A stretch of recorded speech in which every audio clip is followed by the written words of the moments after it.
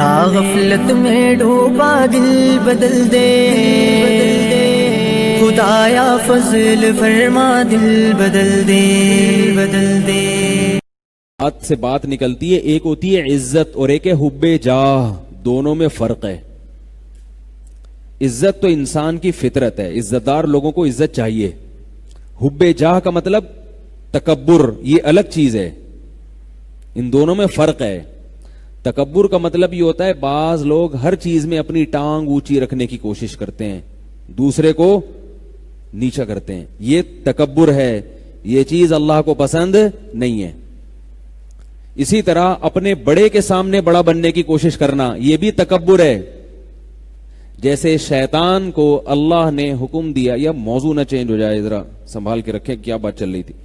شیطان کو اللہ نے حکم دیا کہ آدم کو سجدہ کرو، شیطان نے کیا کہا کہ آدم چھوٹا میں بڑا، ٹھیک ہے نا؟ تو عام حالات میں اگر آدم علیہ السلام خود شیطان کو کہتے نا کہ مجھے سجدہ کرو، پھر شیطان کہتا میں کہ تم بعد میں آؤ، میں سینئر ہوں، تو اس کی کوئی لاجک نکل سکتی تھی کہ بھئی یہ شیطان کو اپنی انسلٹ محسوس ہو رہی ہے۔ جیسے کوئی سینئر ہو، جونیئر آ کے ایک دم سینئر بن جائے تو پہلے سے جو سینئر ہوتا ہے اس کو ایک قسم کی بے عزتی محسوس ہوتی ہے، یہ نیچر ہے، یہ غلط نہیں ہے۔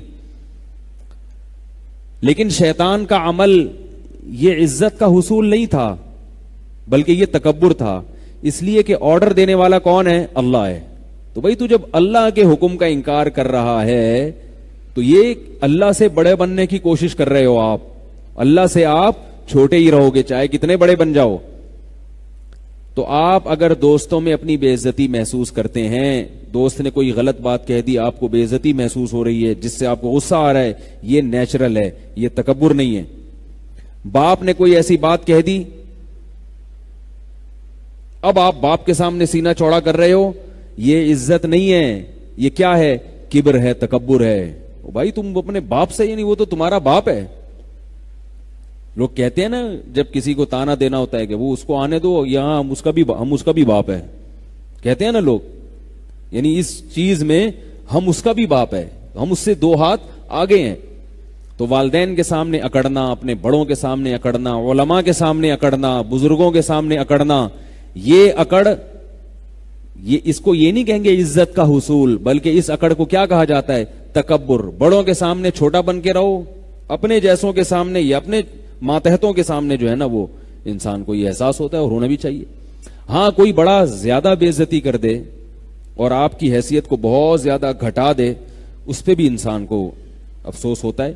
اور نبی صلی اللہ علیہ وسلم ان تمام چیزوں کی رعایت کیا کرتے تھے، تبھی تو نبی جیسے اخلاق کسی کے نہیں ہیں۔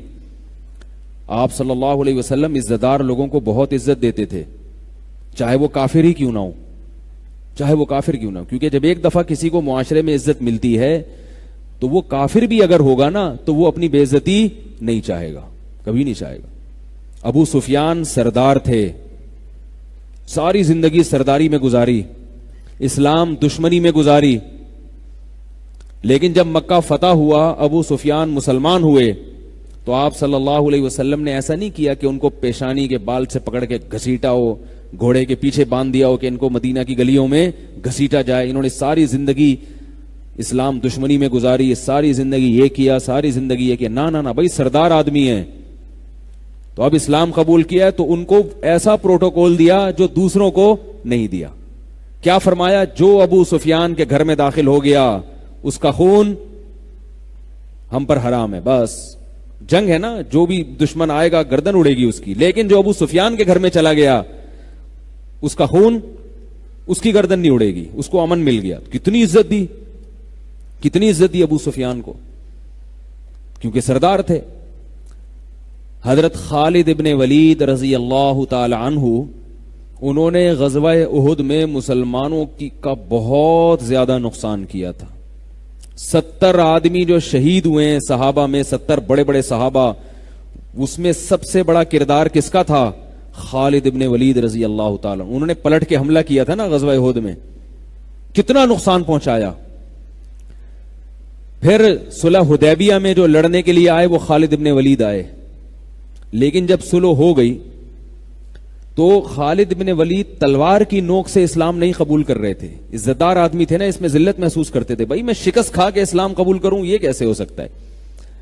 آپ صلی اللہ علیہ وسلم نے ان کو عزت دی اور ایک قاصد بھیجا اور کہا کہ خالد ابن ولید سے جا کے کہو کہ تمہارے جیسا سمجھدار آدمی, ذہین آدمی ابھی تک کافر ہے, یہ ہماری سمجھ میں نہیں آتا. بڑی تعجب کی بات ہے, اتنا ذہین آدمی, اتنا ہوشیار آدمی, اور ابھی تک اس کی سمجھ میں اسلام نہیں آ رہا.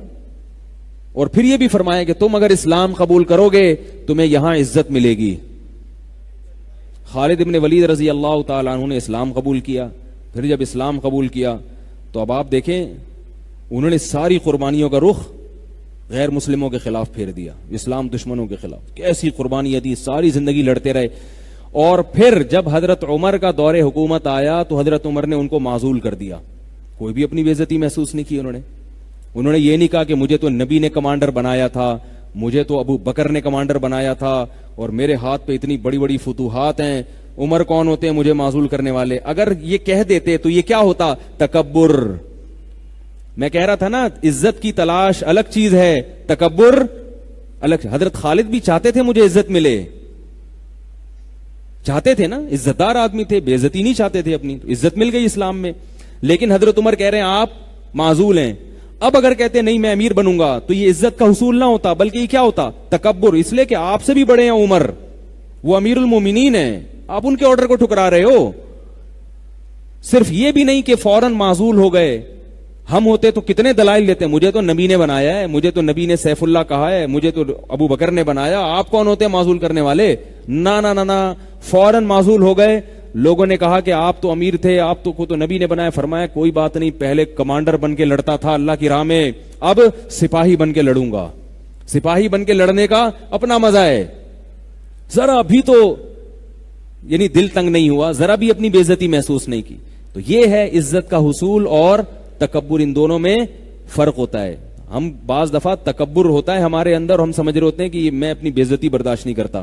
تو بے عزتی نہیں ہوتی, آپ کو شیطان کی طرح بڑا بننے کا ہر جگہ شوق ہوتا ہے. اسی طرح یہ بھی یاد رکھو کہ بات سے بات نکلتی ہے, جو بڑوں کے سامنے ضرورت سے زیادہ بولنا یہ بھی تکبر ہے.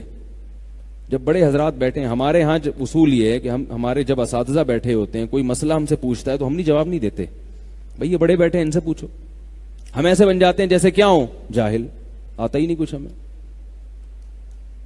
ایسے بن جاتے ہیں جاہل جیسے. جب تک وہ خود آرڈر نہیں دیں گے نہیں ہوتا بھائی.